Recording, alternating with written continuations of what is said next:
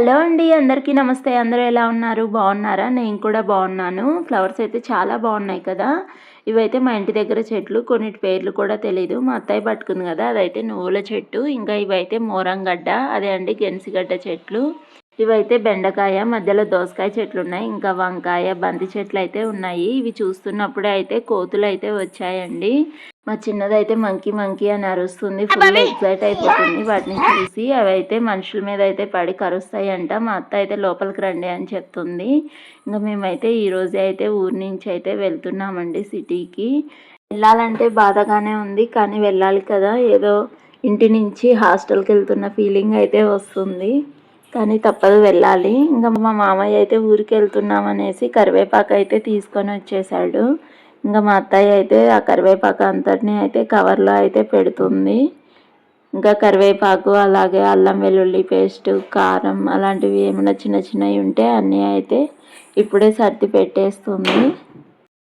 ఇంకా మా చిన్నదానికి పెద్దదానికి అయితే వాళ్ళ నాయనమ్మ అయితే పైసలు అయితే ఇచ్చింది. ఇంకా వాటిని అయితే తీసుకొని ఎవరికి ఇవ్వనంటుంది. ఎవరు అడిగినా సరే ఇంకా వాళ్ళ అక్క ఇస్తుంటే అప్పుడైతే చిన్నది కూడా అయితే ఇస్తుంది వాళ్ళ అక్క ఇచ్చిందని. ఇచ్చిన 2 మినిట్స్లోనే మళ్ళీ వెనక్కి తీసుకొని ఎంత బాగా దాపెట్టుకుంటుందో చూడండి. వాళ్ళ నాయనమ్మ దాచిపెట్టుకునే చూసిందేమో, సేమ్ అలానే దాచిపెట్టుకుంటా ఉంది. ఇంకా మా అరవింద్ కూడా ఫీల్ అవుతున్నట్టున్నాడు మేము ఊరికి వెళ్తున్నాం అనేసి. మా సహస్ర అయితే అందరితో బాగా కలిసిపోయింది. భవి అంత తొందరగా అయితే ఎవరితో కలవదు. అందుకే అరవింద్ ఈ 2 రోజులు బాగా ఆడుకున్నాడు కదా, ఇంకా ఎత్తుకొని తిప్పుతున్నాడు. ఇంకా మేమైతే క్యాబ్ బుక్ చేసుకొని ఊరికి అయితే వచ్చేసాము. ఇలానో ఈసారి అయితే వాంతులు అయితే అవ్వలేదు. మేము వచ్చేసరికి ఆఫ్టర్నూన్ 2 o'clock అయింది. ఇంకా వచ్చాక అయితే అన్నం పప్పుచారు అయితే చేశాను. కూరగాయలు అయితే ఏమీ లేవు, ఇంకా పప్పుచారు అయితే చేసేసాను.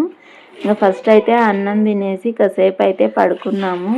కార్లో అయినా మనము ఎండ తగిలే ప్లేస్లో కూర్చుంటే వాంతులు అయితే రావనుకుంటాను. నేను వచ్చేటప్పుడల్లా కరెక్ట్గా అలానే కూర్చుంటాను, అందుకే నాకు వచ్చేటప్పుడు అయితే వాంతులు ఏమీ అవ్వవు.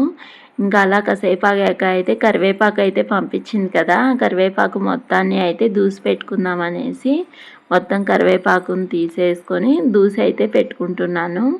ఇంకా వీటితో పాటు కారం పొడి, ఇంకా అల్లం వెల్లుల్లి పేస్టు, నిమ్మకాయలు, చింతపండు, అలాగే ఇంకా స్టోర్ బియ్యం కూడా అయితే తెచ్చుకున్నాము దోసపిండి కోసం అనేసి.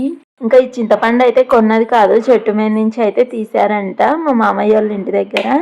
ఇదండి ఈరోజు వీడియో. నచ్చితే like, share and subscribe. Bye bye.